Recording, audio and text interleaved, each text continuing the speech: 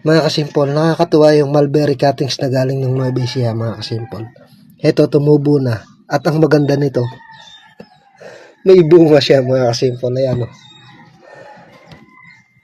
May bunga yung mulberry cuttings na galing ng Nueva Ecija. Dahil nga itong sanga na to ay galing sa mother tree na namumunga na. Oh.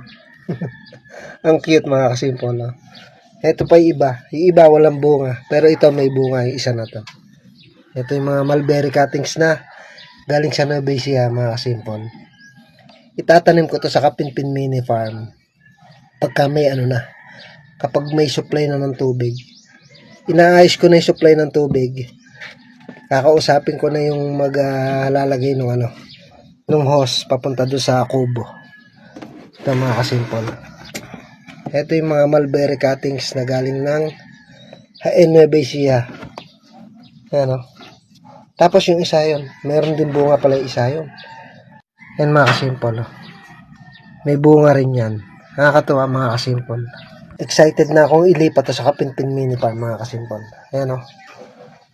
Kapag may itinanim, may aanihin.